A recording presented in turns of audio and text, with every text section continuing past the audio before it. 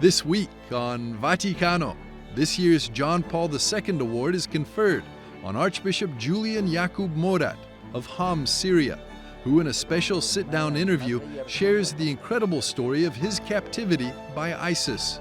We continue our coverage of the Jubilee events as the Rom and Sinti communities took the stage at the Vatican in a joyful celebration.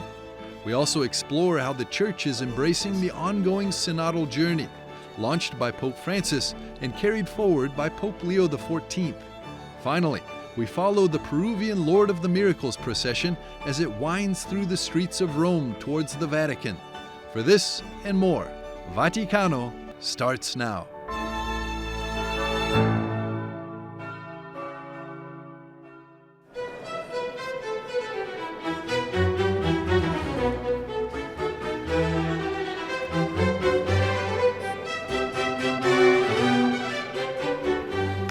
On October the 18th, in the presence of distinguished guests, including cardinals, bishops, and ambassadors, the second edition of the John Paul II Awards ceremony took place. This prestigious event was held in the magnificent Sala Regia of the Apostolic Palace at the Vatican. Established in 2024 by the Vatican's Foundation of John Paul II, the award reflects the Foundation's mission, pursued since 1981, to promote science, culture, charitable initiatives, and a deeper understanding of St. John Paul II's thought, legacy, and impact on the life of the Church. Archbishop Jacques Mourad, Syrian Catholic Metropolitan of Homs, the winner of this year's edition, was kidnapped in 2015 by ISIS terrorists and tortured to make him renounce his faith.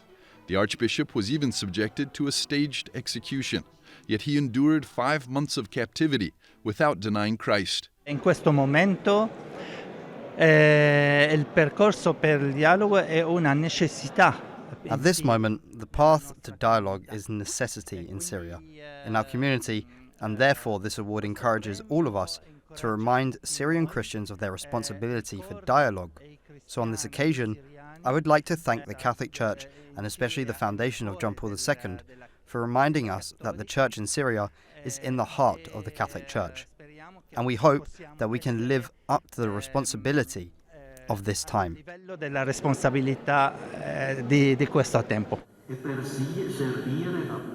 Cardinal Kurt Koch, prefect of the Dicastery for Promoting Christian Unity and chair of the award committee, underlined the reasons for which the Syrian Archbishop was awarded with this prize: his witness of faith, Christian love, interreligious dialogue, and his dedication to peace and reconciliation. It is a well-deserved award for the graduate Archbishop Jacques Mourad, but it is also an award given to Syria. So let's not forget Syria, I would say. With the award given in the hand of Archbishop Mourad, the John Paul II Prize aims to strengthen hope in the hearts of the Syrian people, who have endured years of suffering. That hope, especially during this holy year, should remain a guiding light on the road to peace.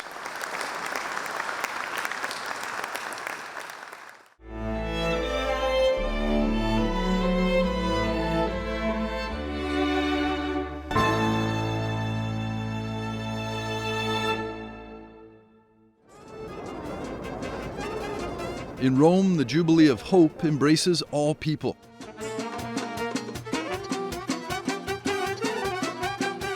Among those who crossed the Holy Door last week were the Rom and Sinti, often referred to as the Gypsy people. The event, organized by the Dicastery for Promoting Integral Human Development, brought together pilgrims from every corner of Italy and Europe. Welcoming them, Pope Leo XIV praised their strong faith, unshakable hope in God alone, and solid trust that endures despite a life often lived on society's margins.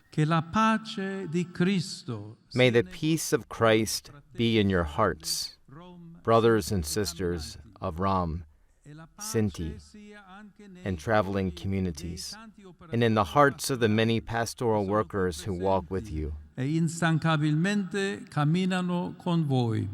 The celebration filled the Paul VI Hall with joyful music and dance, showcasing the richness of Rom and Sinti culture through artists from across Europe. Papa León te queremos, Papa León te adoramos, Papa León te cantamos.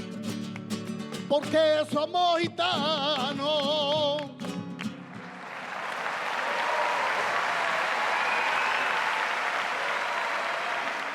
Among them was Rubino Gabriele, a violinist from the Sinti community of Bressanone, carrying forward the musical tradition of his grandfather, who, together with his family, played before St. John Paul II in 1991. It was something completely new for me. Years ago, it was my grandfather who did this, and now I'm the one carrying on his tradition. It was deeply emotional, bringing back memories of my childhood, when I used to watch him play for the Pope.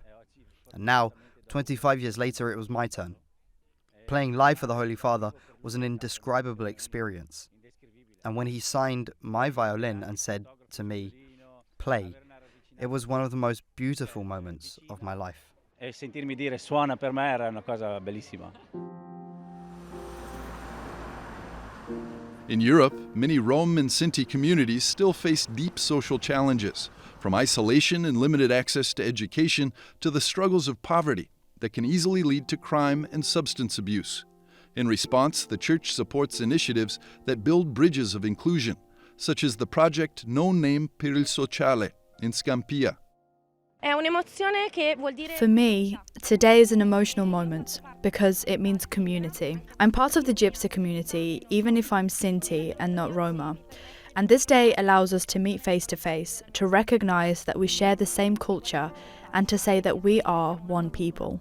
Right now, it's essential that religious communities take an interest in these issues, especially in the absence of a state that does so. That mission bears fruitful results in medical students like Mita Tiasari, who dreams of becoming a doctor. I want the young people of my community not to give up on the studies, but to keep going, to build a future, change our generation, and carry it forward. The Rom and Sinti communities often live on the margins, such as in the encampment adjacent to Santa Maria della Misericordia, where Father Stefano Meloni served for around 20 years, offering not only pastoral care, but also education, friendship, and daily support. Father Stefano Meloni says it's not only about giving, it's also about learning from them the values that our modern world sometimes forgets. Well, they certainly teach us many values that we have somewhat lost. The sense of being together, of helping one another. Perhaps those who live fragility more intensely, those who live on the margins, are the very ones who can help each other. And they do help each other. So, in that sense, they definitely teach us something. They teach us the value of family. Dragan is the second of his children. And of course, for them, roots are important. Family is important. Per loro, insomma, è importante le radici, è importante la famiglia. To tell you the truth, when my husband was in prison, he was the only one who truly helped us. He brought us food, gave us money. It's true, I can't deny it. He really saved us. When I was going through a hard time, he was always there for me. I'd go to him, cry, and let it all out, and he would listen. Even now, I often call just to ask if he's okay, to make sure nothing's happened. I always want to be there for him, just as he was there for my children and for me. The Rom and Sinti face many hardships and often struggle for social inclusion. Yet through the work of Father Meloni, the Church's outreach, and the attention of the Holy Father, hope continues to grow on the margins.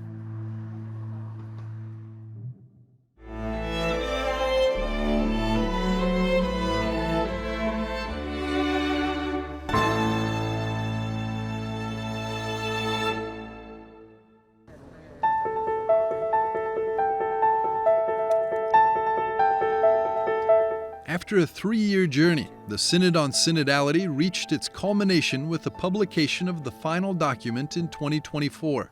From it emerged a commitment to put into practice the recommendations made by the Assembly through processes of discernment and decision-making aimed at local churches. 1 year on from that milestone, the Church continues its synodal journey in unity. In March of 2025, Pope Francis approved a follow-up process focused on implementing the key points of the document at the diocesan national, and international levels. To support this, synodal teams were created to animate the territory and form it in the capacity for listening. Pope Francis has invited us to take seriously the recommendations that emerged from the Synod Assembly, entrusting them all to local churches. This is not about applying pre-written norms, but about doing real work within local churches to discern how these recommendations can help the church grow, and help us grow as a synodal church. Among the key points presented in the final document of the Assembly was the call to promote transparency and accountability, ensuring greater attentiveness from bishops to the faithful. The document emphasized the importance of maintaining the hierarchical structure of the Church while integrating it with participation, an essential element of synodality. Synodality is, at the same time, a way of growing by involving all the baptized in the Church's mission, and a path to better understand how authority is exercised, not by suppressing or eliminating it, but by living it as a true service to the unity of the whole Church in view of the mission. Those who experience it discover a strengthening authority. Authority is recognized not merely because of the position one holds, but because the genuine ability to guide diversity along a shared path toward the mission. One of the proposals discussed during the Synod, and one that sparked controversy, was the suggestion to evaluate the possibility of a female diaconate. However, Pope Francis rejected the proposal for the ordination of women, explaining that the role of women in the Church should be prominent, but that this does not mean, quote, clericalizing women. Following the death of Pope Francis, the work of the study groups was delayed, and they are now expected to present their reports on implementation by the end of December 2025. On May the 8th, after being elected Pope, Leo XIV delivered the following words from the Central Loggia of the Vatican. To all of you, brothers and sisters of Rome, of Italy, and of the whole world, we want to be a synodal church, a church that walks together, a church that always seeks peace, that always seeks charity, and that always strives to be close, especially to those who suffer. In early September, Pope Leo XIV gave his first interview, during which he offered a definition of synodality. He described it as an attitude, an openness, a willingness to understand, through dialogue, an important method for living out the Church's mission. He also stated that this attitude serves as an antidote to polarization. This October, members of the synodal teams gathered in Rome for a very special event. From October the 24th to the 26th, the Vatican hosted the Jubilee of synodal teams and participatory bodies. Pope Leo is at the center. He will answer questions from the various continents.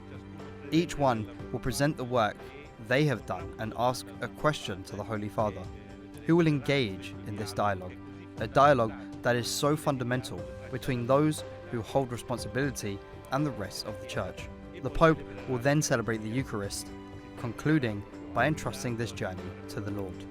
The organizers received registrations from people representing all continents. The Synod will continue. The first and second semesters of 2028 will be dedicated to the Continental Evaluation Assemblies and the publication of the Instrumentum Laboris for the Ecclesial Assembly, scheduled for October of 2028.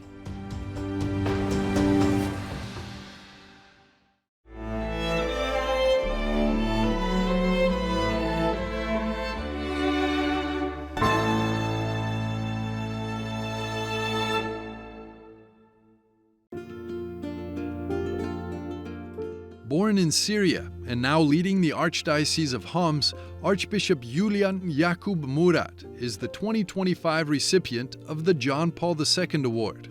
His life has been marked by profound courage, enduring suffering, and steadfast faith. After being held captive by ISIS, his survival has become a powerful testimony to hope and resilience.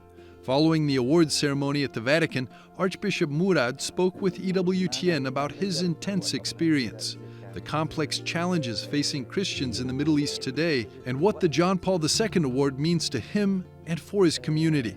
أنا على الصعيد الشخصي بتشجعني. On a personal level, it encourages me deeply. It helps me realize how significant the work we are doing is, and that we must continue in it, in the path of dialogue, initiative, and taking responsibility in society during this time. And also, regarding relations with Muslims and the importance of dialogue. This is something essential and urgent. I feel that this award encourages Syrians, and especially Syrian Christians, to recognize the importance of the Church's mission in proclaiming Christ's love to Muslims and in respecting others as others, regardless of personal attitudes.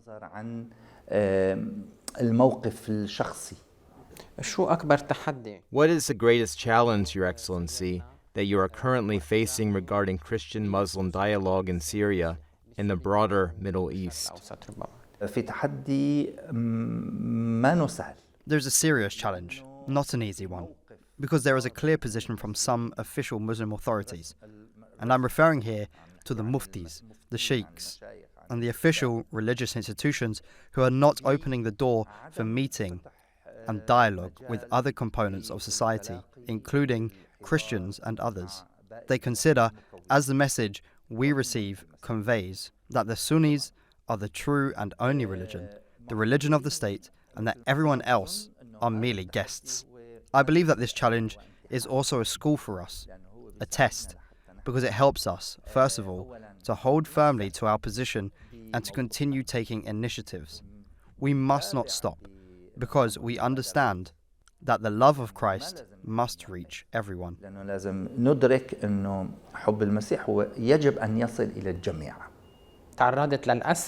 You were held captive for 5 months by ISIS.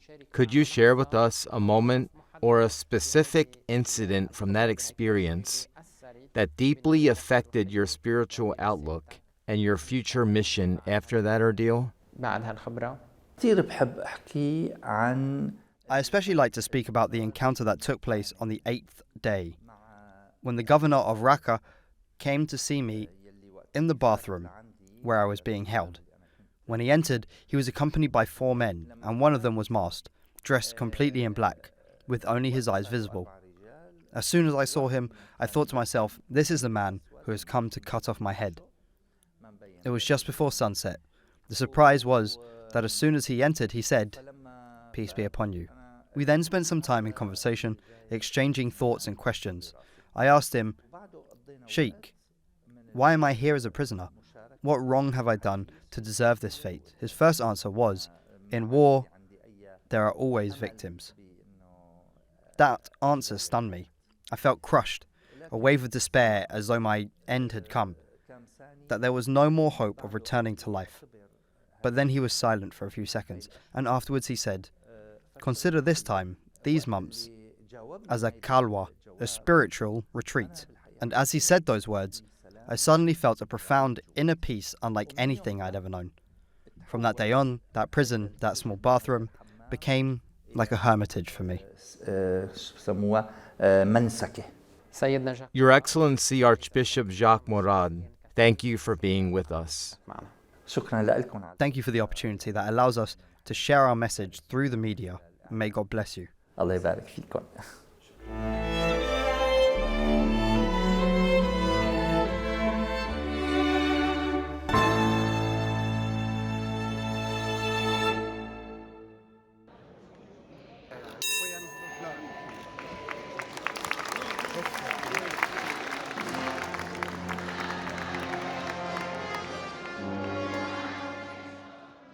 In October, purple fills the streets of Rome. The sound of Peruvian music and the scent of incense fill the air. This is the procession of the Lord of Miracles, brought by the Peruvian community through the streets of Rome to the Vatican. The devotion to the Señor de los Milagros, in English, the Lord of Miracles, began in Lima in 1651, when an image of the crucified Christ, painted by an Angolan slave on an adobe wall in the Pachacamilla district, miraculously survived a violent earthquake that destroyed the surrounding buildings. Over time, the image came to symbolize hope and endurance, especially among Peru's Afro-descendant and indigenous populations. Today, this devotion is celebrated throughout October in Peru and in Peruvian diaspora communities across the world, including here in Rome. In Rome, the Brotherhood of the Lord of Miracles carries this devotion forward. Its president, Vilmer Oblitas Zavaleta, explains the significance of the month of October. October, because the events that gave rise to this devotion according to its history tell that during that month, tragedies occurred due to earthquakes in Peru, in the city of Lima, known as the City of Kings. That is the reason why this entire tradition is preserved, the day and even the month, the purple month.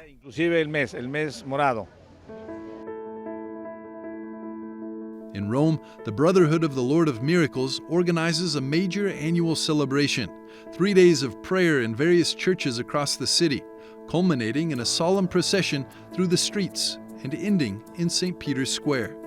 On the platform is the image of Christ, the Cristo Moreno, adorned and carried on the shoulders of men known as cargadores. For me, it means something truly great, because the Lord of Miracles belongs to everyone. Yet for each of us, it's something deeply moving that we always carry in our hearts. At the front walk the sahumadoras, women who carry thuribles of incense, walking backwards and facing the image of the Lord of Miracles. Their backward steps are a gesture of reverence, while the rising smoke symbolizes the purification of the path for the procession. We are pioneers because we always go before the Lord, offering our incense in gratitude for the faith and hope that He gives us. For the Peruvian community in Rome and beyond, this procession is a reaffirmation of identity, an expression of Peruvian faith. We have the privilege to be here. We are 67 pilgrims of the Nazarenes, brothers and sisters from the Church San Marcos of Evangelists. We are here to celebrate the honor of the Lord of the Miracles, especially because our Pope Leo XIV is a very excellent and nice devotee of the Lord of the Miracles from Chiclayo. The procession winds through Rome's historic streets to its final destination, St. Peter's Square. Estendo il mio saluto agli altri pellegrini presenti, in particolare alla Hermandad del Señor de los Milagros. There is the Holy Father, the first Pope with Peruvian citizenship, approaches to bless the image of the Cristo Moreno and the thousands of pilgrims who have come from Lima, from Chiclayo, and from every corner of the diaspora. The joy of Peru becomes the joy of the universal church.